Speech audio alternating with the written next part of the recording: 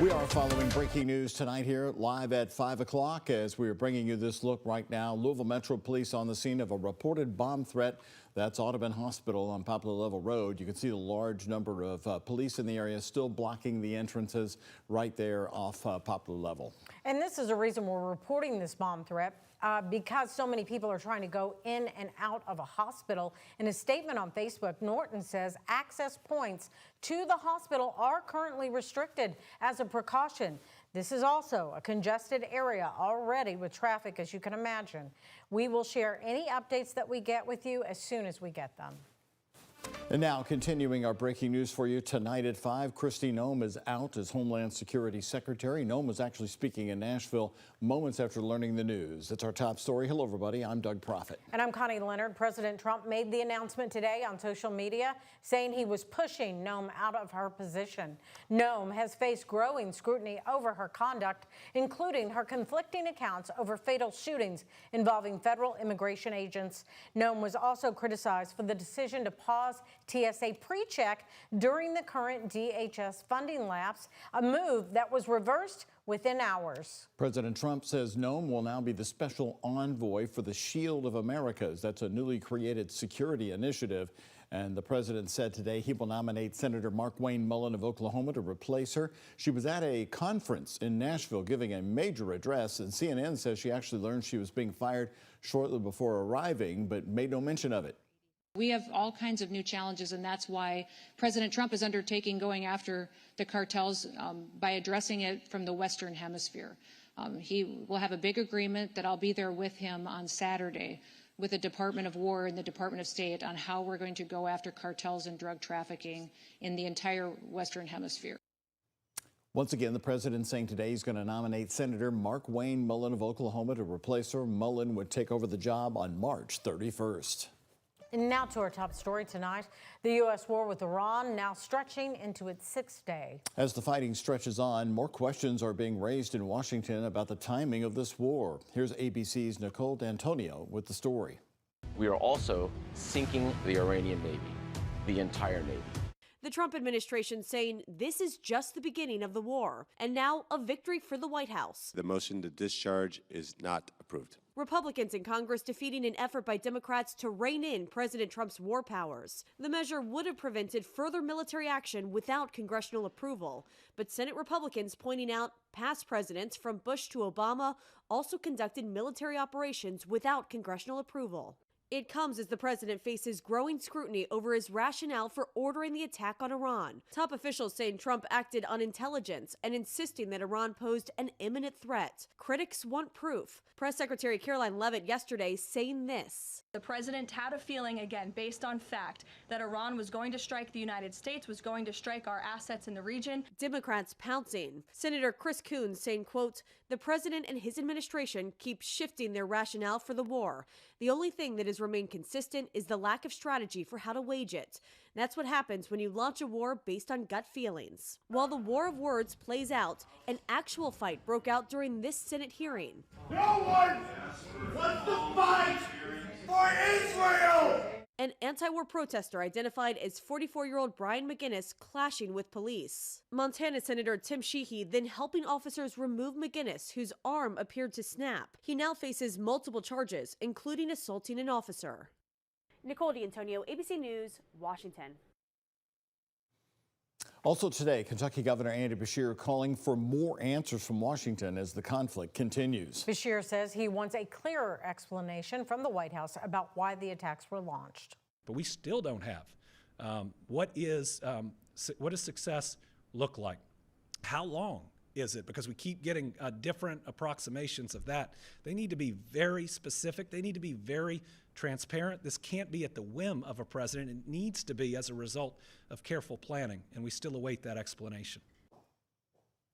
Well, Beshear also mentioned the 6 service members killed in retaliatory strikes in Kuwait had ties to Kentucky's Fort Knox, and that people in Iran and the region were put at risk due to lack of specific warnings from the U.S.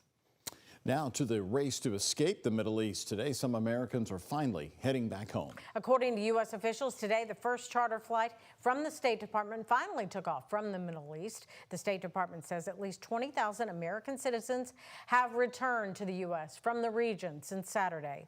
Some are taking matters into their own hands, making the dangerous drive to other countries just to get out. But some U.S. citizens weren't as lucky to be on that chartered flight, instead just taking a commercial flight.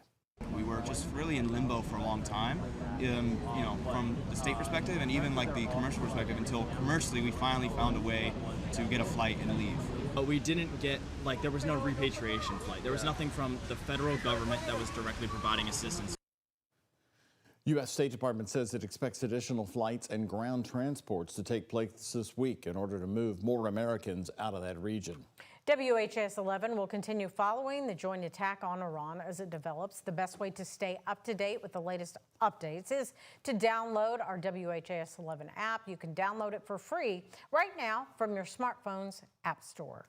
Some of the rivers and creeks in Kentucky, Anna, are saying we've had enough. We've already seen some flooding in parts of southern Indiana. So we always think it's the Ohio River when we get this much rain settling over us in the wintertime. Yeah, and it's just been really coming down today, Mallory. It's hard to avoid it. Yeah, it's been a steady rainfall today, finally seeing some breaks during the afternoon and evening hours, but this is a good visual. This is radar estimated rainfall over the last 48 hours. And you'll notice where the heaviest rainfall has been situated. Anywhere you're seeing the oranges, the reds, the pinks, that's 3 to 5, even 6 inches of rainfall in our northernmost counties. Louisville, we're somewhere between the 1 to 2 inch mark, and then we see a big drop off the farther southeast that you do go, especially along and south of the parkways. Max HG radar definitely much more broken in terms of the rainfall. We're not seeing widespread rain. It's more scattered shower activity. It also is a bit lighter. Zooming into the Louisville metro area, we're seeing it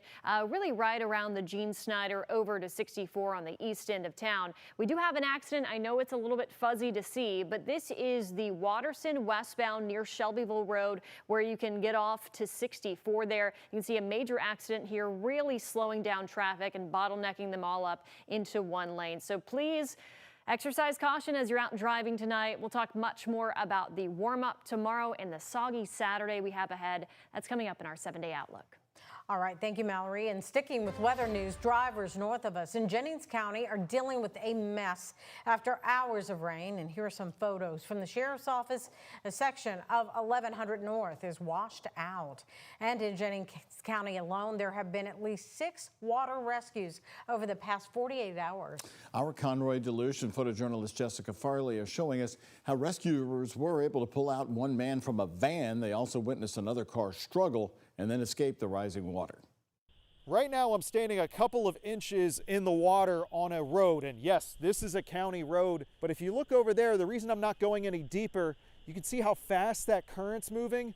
That can cause some serious issues. This is the furthest southwestern portion of Jennings County. And it's a low-lying area with a warning sign even before you reach the current level of water. Any low-lying areas, as the ones you see behind me, those are very susceptible to this flooding and swift-moving currents that you can't see from your vehicle. Less than an hour before we arrived, a man in a van learned that lesson the hard way. The Vernon Township Fire Department ran an airboat out and pulled him to safety. The man's fine, probably cold, but he was wheelchair bound, which added to the issues of getting him removed. A couple of miles away, near the intersection of 800 West and 1125 South, I don't think so, buddy. a man on a motorcycle came with a rope to try and reach his friend who was stuck. Yeah, it is. I'm sitting here looking at it. After about 15 minutes, the driver freed his car, then plowed through the high water to reach us all on the other side.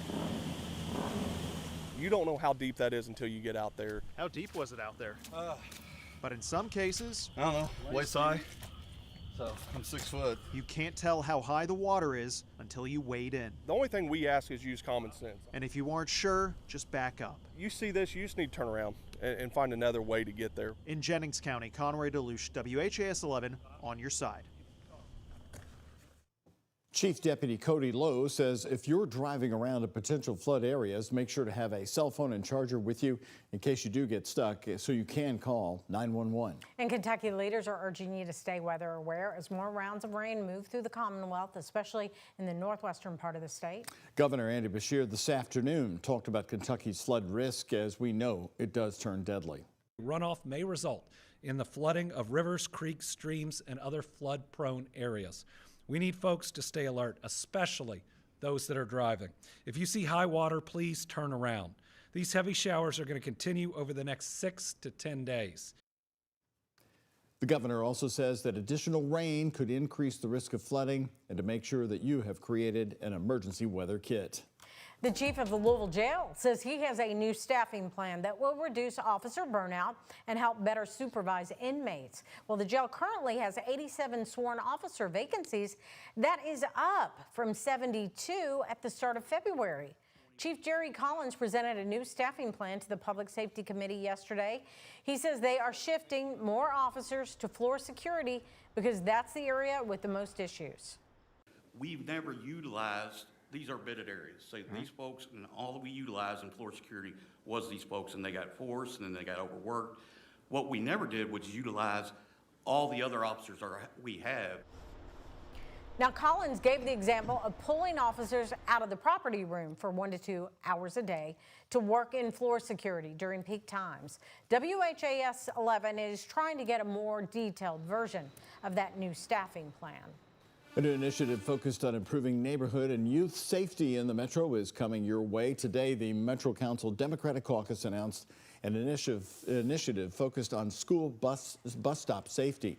The legislation calls for a comprehensive review of street lighting at JCPS bus stops to ensure that they are on and ensuring children are safe and visible during early morning and evening hour pickups.